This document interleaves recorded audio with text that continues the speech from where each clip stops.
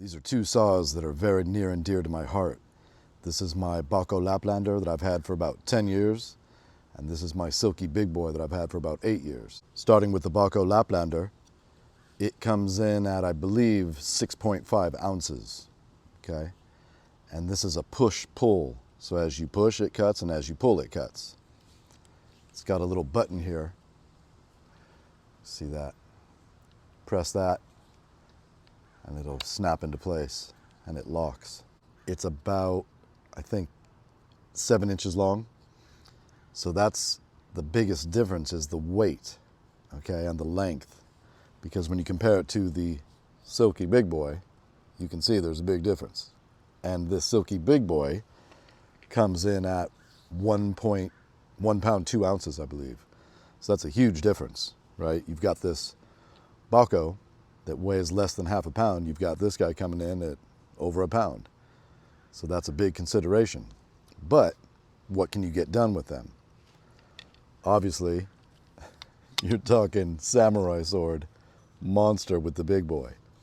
Now with the big boy, I believe it's only cuts on the pull, right? So you push, pull, it cuts.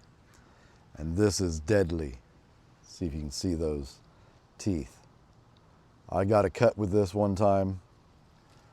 I was cutting and it was a bad position. Basically, I was holding here and I'm cutting up. Okay, so not very smart. And the saw bucked and touched me like this. Boom. Simple. I didn't even think about it. So I went, ah, and I kept working, and then I look and it's just gushing blood, right? So basically stitches. And all it was a simple little tiny tap. So since that time, I've always worn gloves when I'm using my saws, leather gloves, because if that would have got me here, it could be deadly. So respect your saws. The Bahco is made in Sweden, and I researched the company once, and I believe a similar saw to this was developed in the late 1800s. So they've been around a long time, and it's a little bulletproof piece of kit. Like I said, this is the original blade. So I've had this blade for, what, 10 years? Just amazing.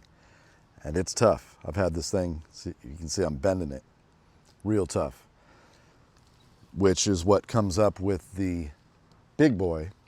I've heard a lot of people snapping them. I haven't heard them, but I've heard of them. You can see that it's got quite a bit of flex. This is the original blade on this also, so 8 years. You can see I've got a little custom paint job here. It's a rubber handle, but I was trying to make it a little more stealth, so I sprayed it. So now I've got the fluorescent orange and the green. Both of them, excellent tools. It's all about your tools, right? They need to serve you well. And both of these have served me well. This fits into a pocket. This is definitely going to take some sort of a sheath. You can process, a lot more with this. It's a monster, trust me. But this is just so compact and light. The other thing that I found out is the price difference. Now, when I got these, they weren't this much, but this Bahco Laplander, I just checked it, is coming in at about $35, okay? This guy now is coming in, the cheapest I could find it was 140 bucks. I didn't pay that. I think when I got this, it was like $75. So that's a big consideration also. Again, this is made in Sweden. This is made in Japan. So I can vouch for both of them. Those are just some of the considerations that I think about when I'm loading out a kit.